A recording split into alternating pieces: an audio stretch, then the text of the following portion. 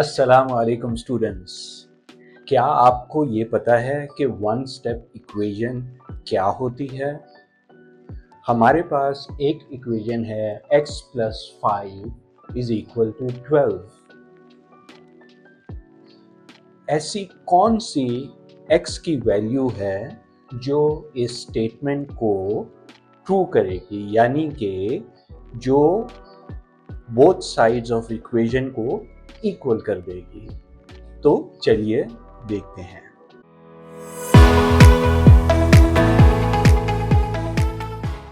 तो x is equal to 7 वो value है जो इस इक्वेशन को दोनों साइड से, लेफ्ट एंड राइट से इक्वल कर देगी। कैसे? 7 प्लस 5 इज इक्वल टू 12। तो अब दोनों sides 12 is equal to 12 equal हो गई हैं। आज हम इस लेसन में ये समझेंगे कि हम x की वो वैल्यू या किसी भी वेरिएबल की वो वैल्यू कैसे कैलकुलेट कर सकते हैं जो कि इक्वेशन को इक्वल कर देगी। अलजेब्रा फॉर बिगिनर्स सीरीज का आज हम 8th लेसन कवर करेंगे, जिसमें हम पढ़ेंगे वन स्टेप इक्वेशंस। इससे पहले कि हम ये लेसन स्टार्ट करें, हम अपने लास्ट लेसन की एक बार रिवीजन कर लेते हैं, जिसमें हमने पढ़ा था डिस्ट्रीब्यूटिव प्रॉपर्टी। तो डिस्ट्रीब्यूटिव प्रॉपर्टी क्या होती है? The number outside brackets multiplies every term inside brackets. इसकी हम एक एग्जांपल देख लेते हैं। a into brackets b plus c। ठीक है, तो ब्रैकेट्स के बाहर है a और ब्रैकेट्स के अंदर है b प्लस c। तो the number outside can multiply both और multiple terms inside. So a into b plus a into c और ab plus ac is distributive property. हम वो जो क्वेश्चंस थे लेसन 7 के, उनके सॉल्यूशन भी जल्दी से देख लेते हैं। तो हमारे पास पहला क्वेश्चन था 2 outside the bracket, inside the bracket x plus 3। तो इसको कैसे सॉल्व करेंगे? 2x plus 6, meaning 2 multiplies with x plus 2 multiplies with 3, which is 6. Second question, 4 outside bracket and inside bracket y plus 1. So इसका solution क्या हो गया? 4y plus 4. 5 outside bracket and inside bracket a minus 2. So by distributing, answer is 5a minus 10. अब हम question number 4 का answer देख लेते हैं। -3 outside bracket, inside x plus 4। अब इसमें इंपॉर्टेंट चीज़ ये है जो हमने लास्ट लेसन में पढ़ी थी कि अगर एक नेगेटिव नंबर यानी कि माइनस वाला नंबर डिस्ट्रीब्यूट हो रहा है तो जो इनसाइड टर्म्स हैं उनके साइन चेंज हो जाते हैं। तो इसका आंसर आ जाएगा -3x minus 12, right? -3 into plus 4 is -12. 2 outside the bracket, inside the bracket 2x plus 5. So now 2 multiplies with 3x, making it 6x, plus 2 multiplies with 5, making it 10. So 6x plus 10. 6th number पे हमारा question है -2 outside the bracket, inside the bracket 2y minus 1. तो -2 multiply हो जाएगा both 2y से and -1 से। सो -2 into 2y is -4y, -2 into -1 is +2। हमने पढ़ा था minus into minus makes plus. ठीक है, तो ये +2 हो जाएगा। चलिए अब हम शुरू करते हैं अपना new lesson one step equations. सबसे पहले हम ये समझेंगे what is an equation. An equation contains an equal sign and says two quantities are equal। तो जो इक्वेशन है अलजेब्रा में या मैथ्स में, उसमें एक इक्वल साइन होता है और both values on the left side और the right side are equal to each other. ठीक है, थोड़ा सा हम डिफरेंस देख लेते हैं। पहले हम एक्सप्रेशंस पढ़ते रहे कि एक्सप्रेशन और इक्वेशन में क्या डिफरेंस होता है। तो एक्सप्रेशन में इक्वल्स टू का साइन नहीं होता। जिस तरह से हमारे पास ये एक एक्सप्रेशन है 3x प्लस 5, जबकि इक्वेशन में इक्वल्स का साइन होता है। जैसे 3x plus 5 is equal to 11, तो ये एक इक्वेशन है। इक्वेशंस को समझने के लिए हम बैलेंस स्केल को देखते हैं ताकि हमारा कॉन्सेप्ट इक्वेशंस का क्लियर हो जाए। बैलेंस स्केल यानी कि वो जो एक स्केल होता है जिसके अंदर दो साइड्स होती हैं और आप ये देख सकते हैं कि weight of both the sides is equal और नॉट। ये अगर आप अक्सर कोई सब्जी लेने जाएं या मार्केट में जाएं तो वहाँ पर वो एक वेट रखते हैं 1 kg का और दूसरी साइड पे वो फ्रूट्स या वेजिटेबल्स रखेंगे, ये देखने के लिए कि वो बैलेंस होता है कि नहीं। तो अगर हमारे पास एक बैलेंस स्केल हो और उसमें 3 बॉल्स बोथ साइड्स पे हैं, ठीक है, we have 3 balls of equal size and weight on both sides, तो वो बैलेंस रहेगा। अगर हम इसमें से 2 बॉल्स निकाल दें, यानी कि हम लेफ्ट साइड और राइट साइड दोनों से 2 बॉल्स निकाल दें, अब कितने बॉल्स रह गए? 1 ऑन बोथ साइड्स, तो अभी भी वो बैलेंस ही रहेगा। मगर हम इसी स्केल से जिसमें 3 बॉल्स थे बोथ साइड्स में, अगर एक साइड से हम 2 बॉल्स निकाल दें और एक साइड से ना निकालें, तो ये इम्बैलेंस हो गया। जिसमें वन साइड जिसमें 1 बॉल था वो ऊपर चली जाएगी और दूसरी साइड जिसमें 3 बॉल्स थे, बिकॉज वो भारी है, वो हैवी है, तो वो नीचे आ जाएगी। तो अब इसमें एक इम्बैलेंस क्रिएट हो गया। तो हम ये बैलेंस स्केल की एग्जाम्पल को देखने का क्या फ़ायदा, हमने क्यों पढ़ा बैलेंस स्केल को और इसका क्या रिलेशन है विद इक्वेशन। ठीक है, तो बेटा ये समझाना मकसद था मेरा कि बैलेंस स्केल एंड इक्वेशंस जो हैं वो एक जैसा काम करती हैं। इक्वेशन में भी बोथ साइड्स इक्वल होनी चाहिए जिस तरह से बैलेंस स्केल पे। ठीक है, तो उसकी एक एग्जांपल ले लेते हैं। हमारे पास एक इक्वेशन है x plus 1 is equal to 3। x plus 1 is equal to 3। अब ये एक एक्सप्रेशन नहीं है, ये इक्वेशन है बिकॉज इसमें इक्वल्स का साइन है। अगर हमने इसको सॉल्व करना हो, हमने पढ़ा कि हमने बैलेंस स्केल वाली एग्जाम्पल में देखा था कि जो बॉल्स हैं हम कभी भी इक्वल बॉल्स रिमूव या ऐड कर सकते हैं to make the scale balance.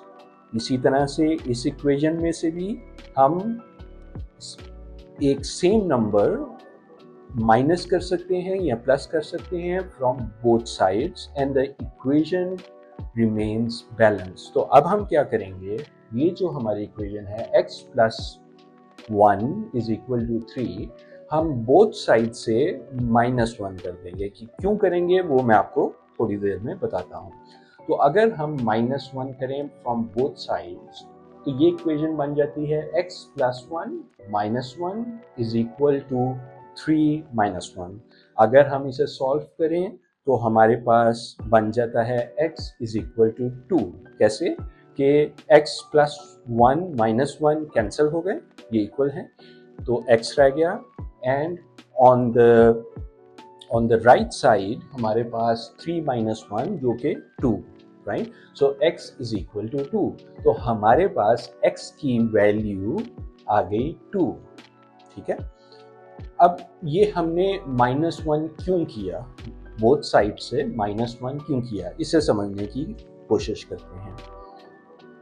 तो जब भी हमने कोई भी वैल्यू या वेरिएबल कैलकुलेट करना होता है अलजेब्रा में, अलजेब्रा की इक्वेशन में, तो उसका easiest way होता है to solve the equation by isolating the variable on the left side। तो जो left side होती है equation की, उसमें हम variable को isolate कर लेते हैं। इसका क्या मतलब है, ठीक है, इसका अभी हम देख लेते हैं। और ये आइसोलेशन कैसे होती है, बाय एडिंग, सब्ट्रैक्टिंग, मल्टीप्लाइंग और डिवाइडिंग अ नंबर। इसकी एग्जांपल ले लेते हैं। एग्जाम्पल है x plus 1 is equal to 3, the same example जो कि हमने अर्लियर की। अब आइसोलेटिंग बेटा, इसका मतलब होता है कि हमारा जो लेफ्ट साइड है उस पर कोई कांस्टेंट ना हो, उस पर सिर्फ वेरिएबल हो, ठीक है, ना वेरिएबल के साथ कुछ ऐड हो रहा हो, ना सब्ट्रैक्ट हो रहा हो, ना मल्टीप्लाई, ना डिवाइड, राइट, सिर्फ वेरिएबल हो। तो अगर इस इक्वेशन में x plus 1 is equal to 3, अगर इसमें हमने लेफ्ट साइड पे सिर्फ x होना चाहिए, तो हमें क्या करना पड़ेगा, हमें -1 ऐड करना पड़ेगा बोथ साइड्स पे, बिकॉज प्लस 1 है, -1 जाके प्लस 1 को कैंसिल आउट करेगा एंड x हमारे पास रह जाएगा। तो हम -1 दोनों साइड्स से सब्ट्रैक्ट कर देते हैं 1 को। तो x plus 1 minus 1 is equal to 3 minus 1।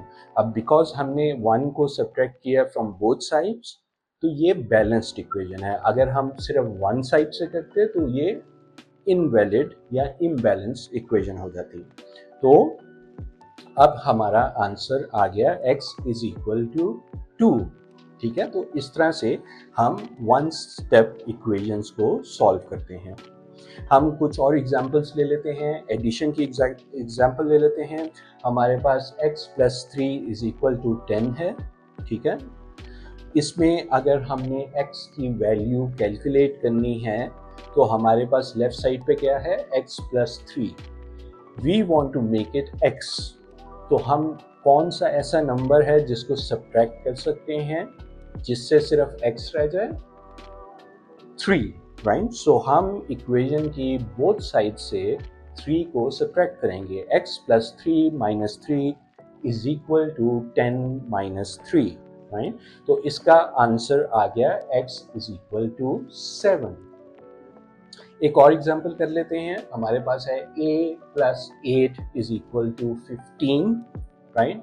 Now हमारी लेफ्ट साइड पे हमें सिर्फ a चाहिए, राइट। तो हमने 8 को रिमूव करना है। 8 को कैसे रिमूव किया जा सकता है, by subtracting 8 from both the sides, ठीक है। तो जब हम 8 को सब्ट्रैक्ट करेंगे तो अब हमारी इक्वेशन बन गई a plus 8 minus 8 is equal to 15 minus 8। तो हमारा आंसर आ गया a is equal to 7, right. अब हम कुछ सब्ट्रैक्शन की एग्जांपल्स देख लेते हैं। हमारे पास इक्वेशन आ गई x minus 4 is equal to 9, ठीक है। तो इस इक्वेशन में हमारे पास माइनस का ऑपरेशन है, x minus 4 is equal to 9।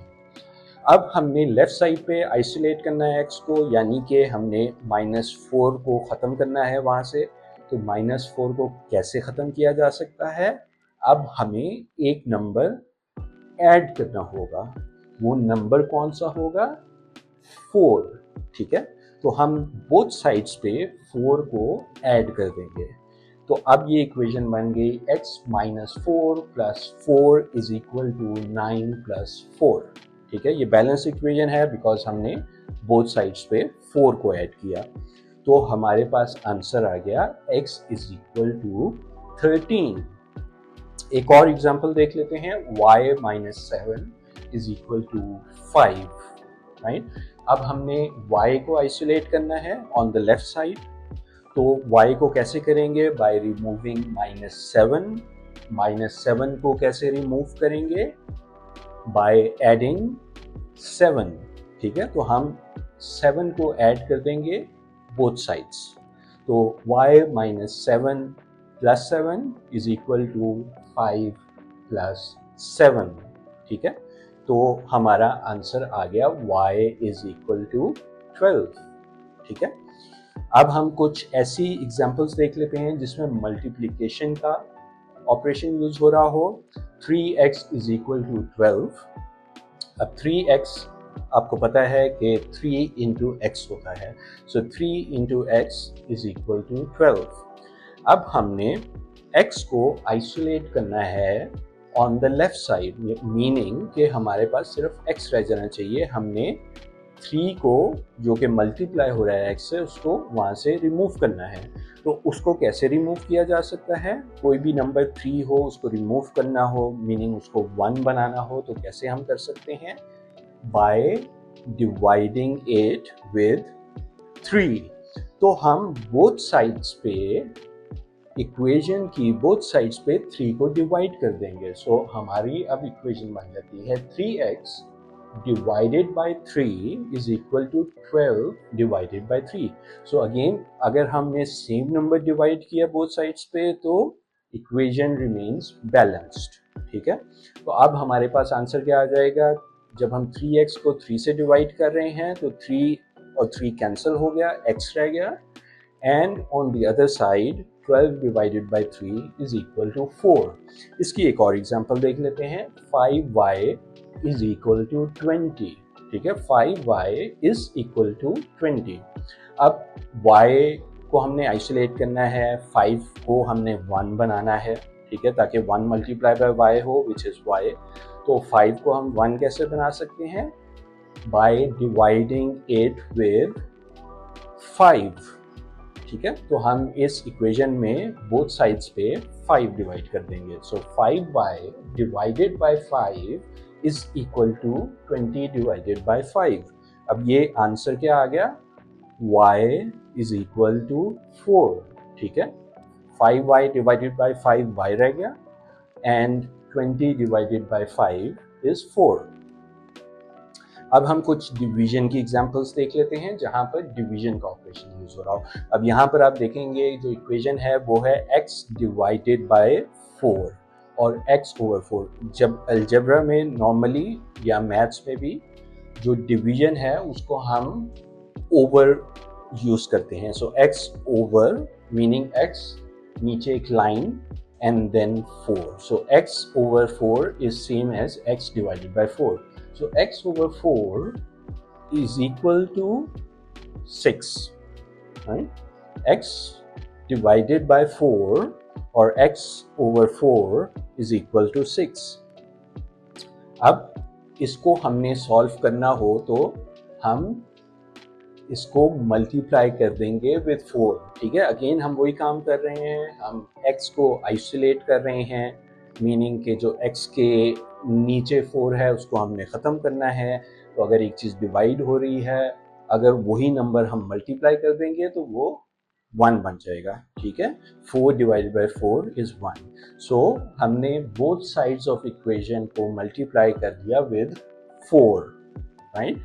तो इसमें हमारे पास आंसर आ गया x इज इक्वल टू 24। ठीक है, x ओवर 4 को मल्टीप्लाई किया हमने 4 से तो x रह गया, और जब हमने 6 को मल्टीप्लाई किया 4 से तो 24 आ गया आंसर। तो हम एक और एग्जांपल देख लेते हैं। y over 5 is equal to 3। y over 5 is equal to 3। अब इसमें हम कौन सा नंबर मल्टीप्लाई कर सकते हैं टू आइसोलेट y? 5, राइट। सो हम 5 मल्टीप्लाई कर देंगे बोथ साइड्स पे, तो हमारे पास आंसर आ जाएगा 15। ठीक है, तो इस तरह से हम वन स्टेप इक्वेशंस को सॉल्व करते हैं। अब हम एक थोड़ा सा समझने के लिए कि इसको हम आसानी से किस तरह से याद रखेंगे, कौन सा नंबर प्लस होना है, माइनस होना है, मल्टीप्लाई होना है या डिवाइड होना है, तो एक थोड़ी कुछ एग्जांपल्स देख लेते हैं। ये एक रूल होता है ऑफ ऑपोजिट ऑपरेशन, राइट। सो आपके पास अगर जो वेरिएबल है उसके साथ +5 अटैच हुआ है, ठीक है, यानी कि सम वेरिएबल +5, तो वहाँ पर आप -5 कर देंगे। ठीक है, टू रिमूव द 5। अगर आपके पास -7 है तो उसमें आप +7 कर देंगे। अगर आपके पास मल्टीप्लाई हो रहा है एक नंबर 4 आपके वेरिएबल के साथ, तो आप डिवाइड कर देंगे 4 से बोथ साइड्स पे इक्वेशन के।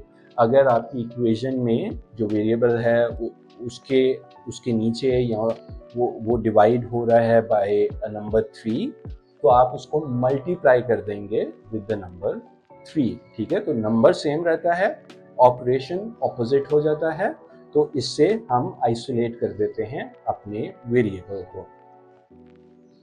अब एक और इम्पॉर्टेंट चीज़ है जो कि आप जब भी इक्वेशन सॉल्व करें तो इसको आपने ज़रूर याद रखना है।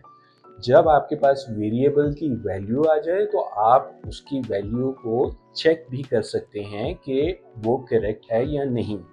वो कैसे? हमारे पास इक्वेशन है x plus 4 is equal to 11, ठीक है। x plus 4 is equal to 11, इसको हम पहले सॉल्व करेंगे। तो हम बोथ साइड्स पे क्या करेंगे, 4 को सब्ट्रैक्ट कर देंगे, तो हमारे पास आंसर आ गया x इज इक्वल टू 7। अब हम चेक करना चाह रहे हैं x is equal to 7 correct answer है या हमारे से कोई मिस्टेक हो गई है। तो चेक करने के लिए हम सब्स्टिट्यूट कर देंगे, जो कि हमने पहले पढ़ा था, रूल ऑफ सब्स्टिट्यूशन। हम सब्स्टिट्यूट कर देंगे ओरिजिनल जो हमारी इक्वेशन थी उसमें x की वैल्यू की जगह 7, जो हमने कैलकुलेट की है x की वैल्यू, हम उसको सब्स्टिट्यूट कर देंगे तो हमारी इक्वेशन बन जाती है 7 plus 4 is equal to 11, right? So is it correct? Yes, 11 is equal to 11, ठीक है। तो आपने देखा कि कितने इजीली हम ये अपना आंसर चेक भी कर सकते हैं कि वो करेक्ट है या रॉन्ग है। तो हमारा ये लेसन यहाँ पर कंप्लीट हो गया। अगेन मैं आपको कुछ प्रैक्टिस क्वेश्चंस दूंगा, तो यहाँ पर आपके पास 6 प्रैक्टिस क्वेश्चंस हैं। नंबर 1 पे x plus 6 is equal to 14, x minus 9 is equal to 5, 4x is equal to 28, x divided by 3 is equal to 7, y plus 12 is equal to 20 and 5y is equal to 35, ठीक है। ये 6 questions हैं जिनको आपने solve करना है, meaning आपने variable को आइसोलेट करके उसकी वैल्यू फाइंड करनी है। तो ये आपने सॉल्व करना है और आपने कमेंट्स में इन 6 के 6 क्वेश्चंस का आंसर ज़रूर लिखना है। नेक्स्ट लेसन में हम आएंगे और इनको फिर से इनका आंसर देखेंगे। तो तब तक के लिए अपना ख्याल रखिए। अल्लाह हाफिज़।